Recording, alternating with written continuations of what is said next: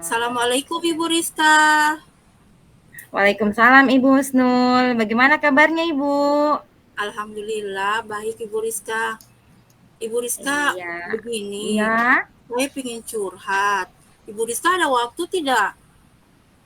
Dengan senang hati Ibu Husnul. Mau curhat apa itu? Iya Ibu Rizka, begini. Di kelas itu ada murid saya yang nakal sekali. Hmm. Dia kurang sekali memperhatikan kalau saya sementara mengajar. Hobinya jalan-jalan dan keliling-keliling di bangku teman. Itu satu Ya, orang siswa. Ada lagi ya. satu Ibu Rizka, Hmm. dia kurang sekali penangkapannya. Jadi pemahamannya kalau saya mengajar itu sangat lemah.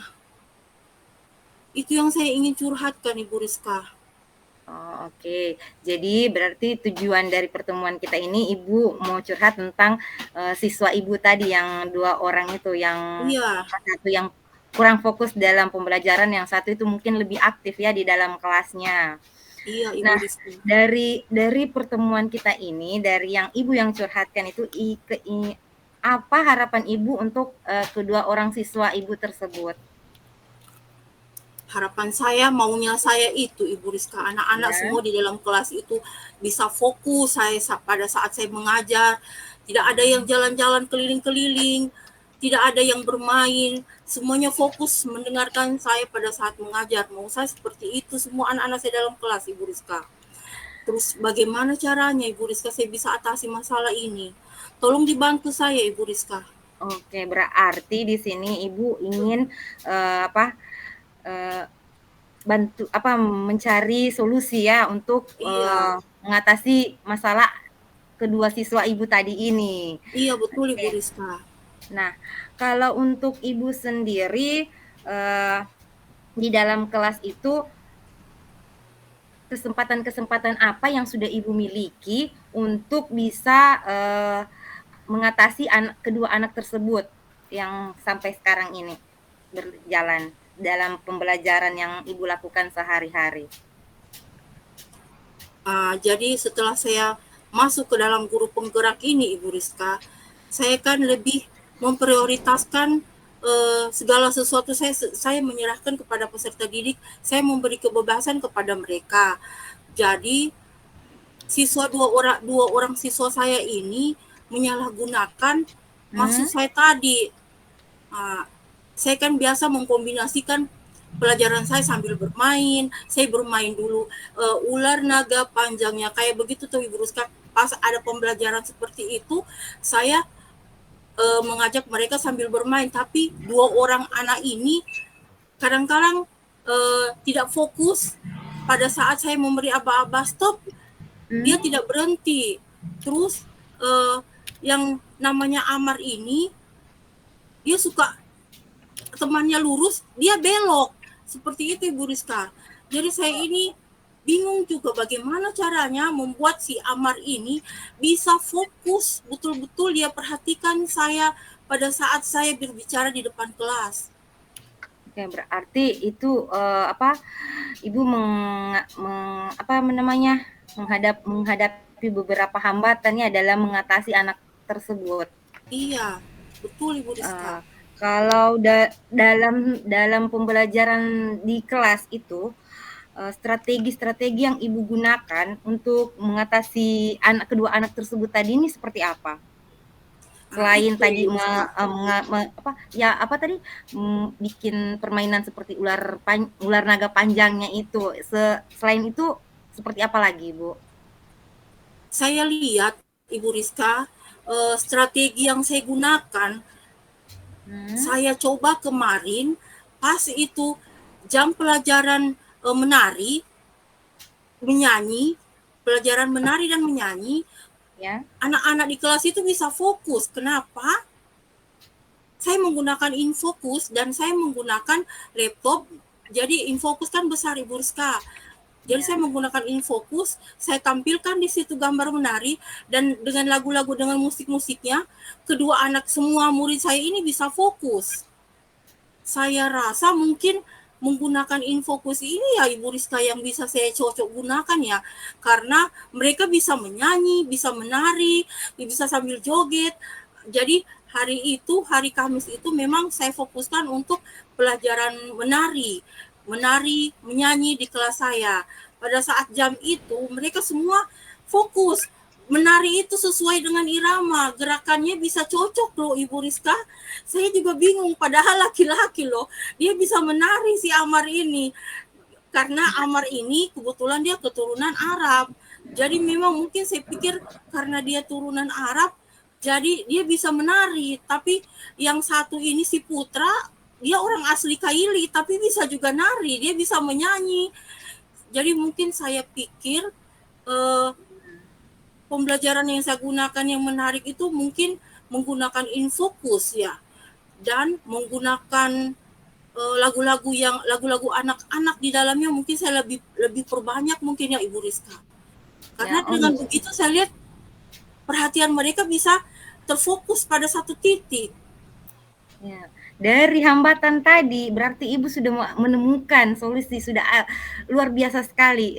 Apa yang sudah Ibu lakukan, sudah dengan strategi Ibu tadi, selain apa tadi mengadakan permainan ular naga panjangnya di kelas, dan ternyata Ibu bisa mendapatkan apa strategi untuk kedua anak tersebut bisa fokus seperti tadi, seperti apa menampilkan. Jadi mungkin di setiap pembelajarannya Ibu harus harus diselingi dengan itulah supaya membuat anak-anak itu bisa fokus. Ya, Iya, sepertinya iya, ya, begitu Ibu ya, Rizka. karena ya sesuai dengan kebutuhan belajar anak. Oke, seperti itu. Oke, berarti dalam jangka waktu yang Ibu gunakan dalam dalam permasalahan Ibu tadi itu kira-kira berapa lama untuk supaya kedua anak tadi ini bisa fokus kembali? Saya lihat hasil pembelajaran yang saya lakukan di kelas itu dalam satu kali pembelajaran sih Ibu Rizka.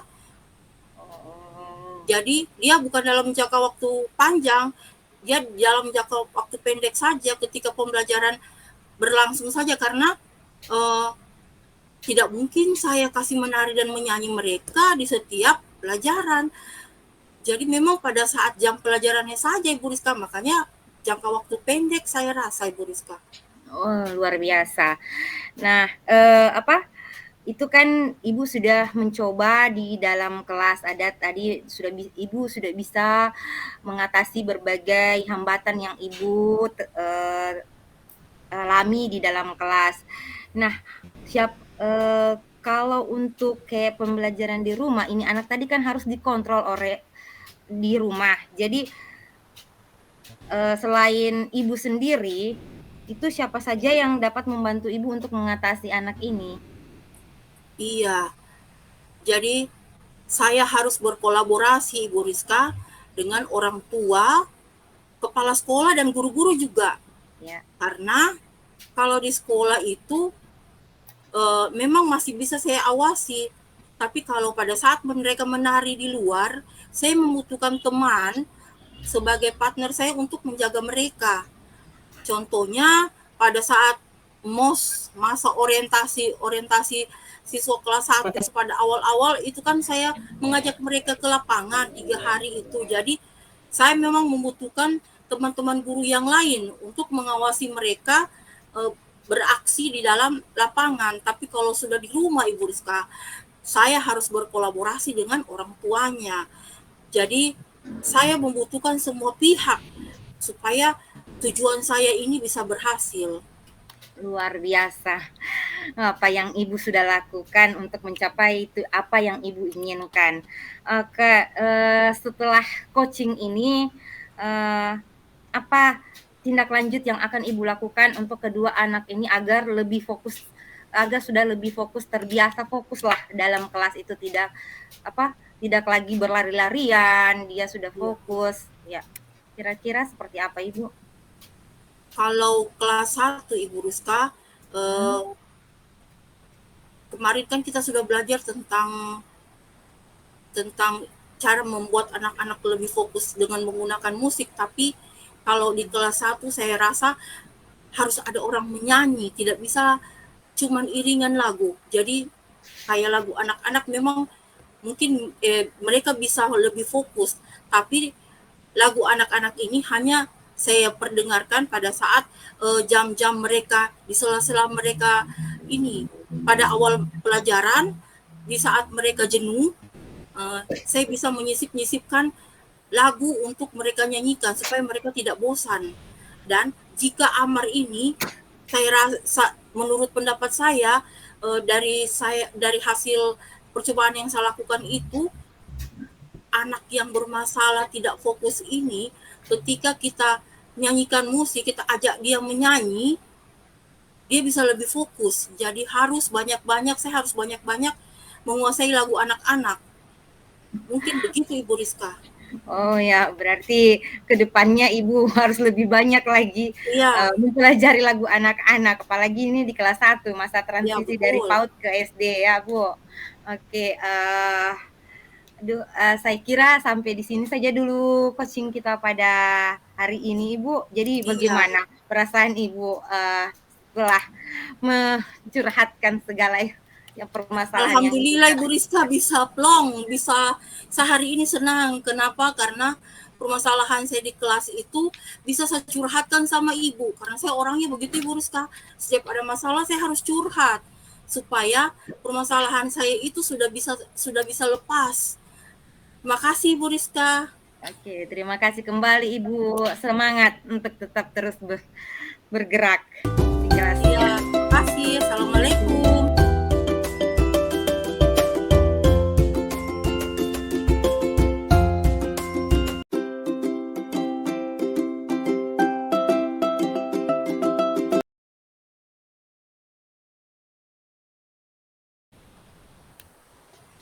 Assalamualaikum Ibu Husnul. Waalaikumsalam Ibu Rizka. Ini Bu Husnul, saya ada sedikit yang ingin saya sampaikan sama Ibu, permasalahan yang Oke. saya hadapi di kelas sih sebenarnya. Kenapa Ibu Rizka? Ada masalah apa? Jadi begini Ibu, eh, kan setelah setelah kita kemarin selesai lokakarya di grup penggerak lokakarya 3, itu kan kita sudah pelajari, sudah menerapkan lah teknik mindfulness atau teknik stop. Nah, kebetulan memang pembelajaran ini atau teknik ini saya tidak pernah dilakukan di kelas. Nah, saya mencoba untuk melakukannya di kelas.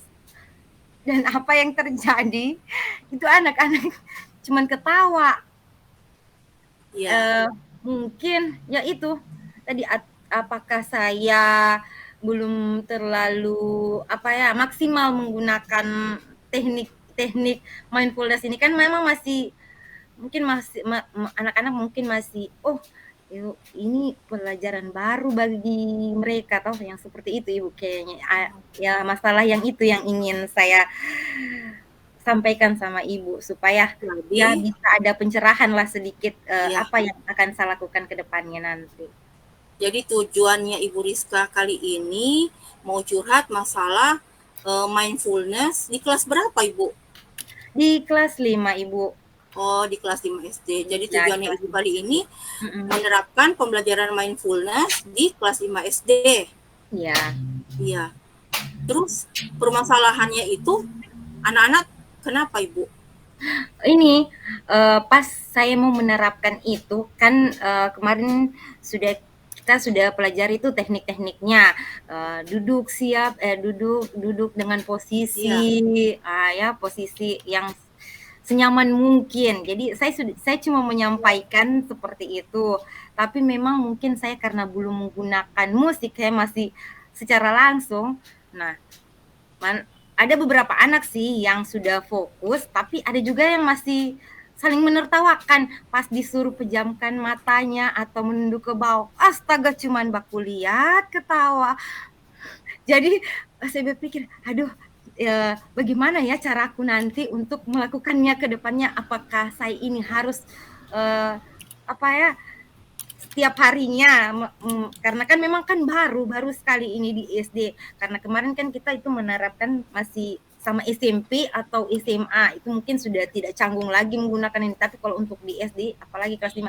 Dan saya sempat berpikir, nah bagaimana kalau teknik ini di dilakukan di kelas 1, kelas 2, kelas 3. Wow, luar biasa sekali. Jadi memang bukan guru itu harus memang menguasai teknik-tekniknya itu, Ibu, kayaknya. Terus bagaimana caranya Ibu Rizka mengatasi anak-anak yang tidak fokus tadi di kelas 5 ini ketika Ibu menerapkan mindfulness? Ya, awalnya itu memang saya menyuruh mereka untuk mengikuti arahan dari saya untuk duduknya siap, duduk senyaman mungkin, pejamkan matanya, matanya dipejamkan kalau tidak menunduk. Nah, ada beberapa memang yang kurang fokus. Yang kurang fokus ini saya berusaha untuk supaya mereka itu fokus. Saya cuma mendekati mereka. Strategiku itu mendekati mereka dengan memberikan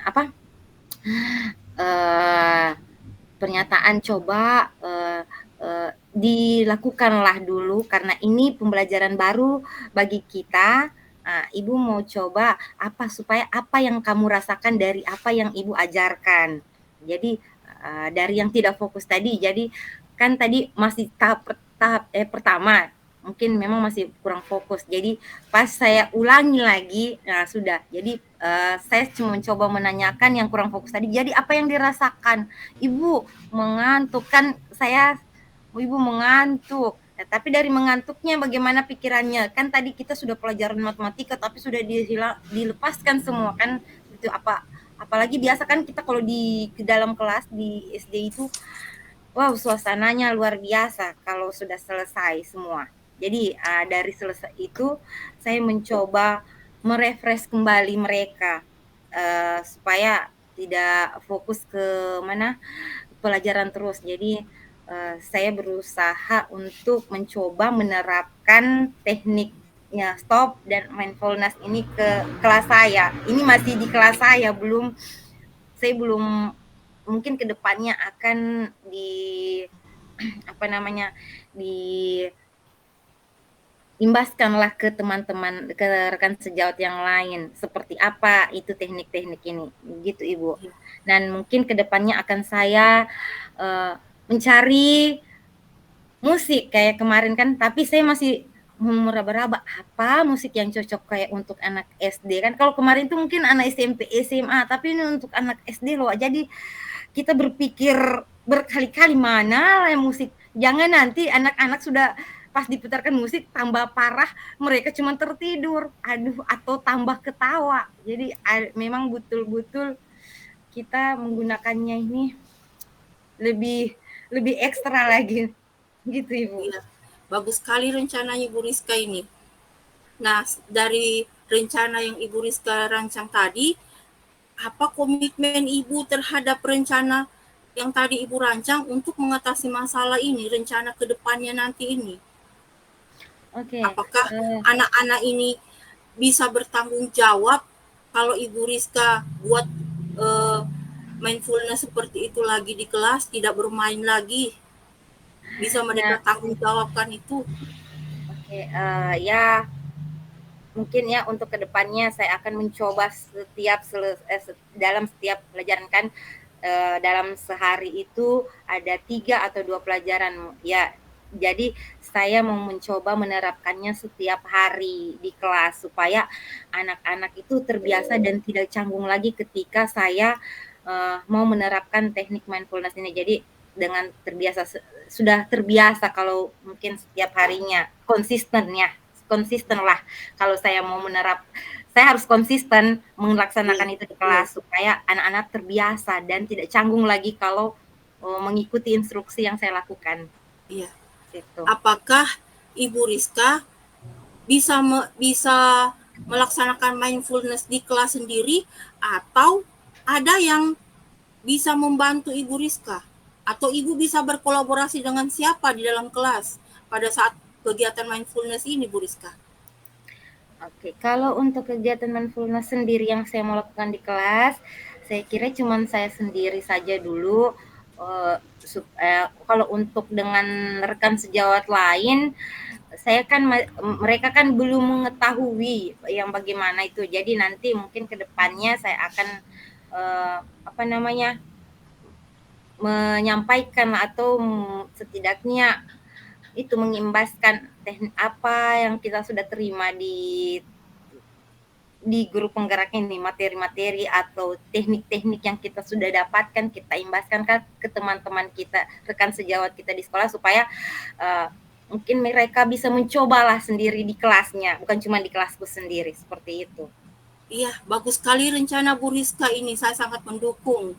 Jadi, memang harus kita imbaskan apa yang kita dapatkan di guru penggerak ini, Bu Rizka. Oke, Iya, saya iya. rasa permasalahannya Ibu Rizka sudah teratasi ya. Iya. Iya. Iya Ibu, terima Jadi, kasih Ibu sudah mendengarkan apa ya permasalahan iya. yang saya hadapi di kelas. Oke, Bu Rizka. Nah, sekarang bagaimana perasaan Ibu Rizka setelah curhat sama saya? Alhamdulillah, apa yang saya rasakan di dalam kelas tadi itu, anak-anak jadi saya mau cerita sama siapa, kayaknya saya, sekarang lah, saat coaching inilah, membuka kesempatan saya untuk bercerita apa yang saya rasakan di dalam kelas saat melakukan, coaching, melaksanakan teknik mindfulness itu, Ibu. Oke. Alhamdulillah. Jadi Bu Rizka sudah plong? Alhamdulillah, sudah keluar Oke. semuanya. Nah, masih ada yang Ibu Rizka mau ingin bicarakan hari ini? Saya pikir sampai di situ saja, Ibu. Oke, Terima Ibu kasih Rizka. atas waktunya, Ibu. Iya, sama-sama Ibu Rizka. Oke, assalamualaikum Ibu Husnu.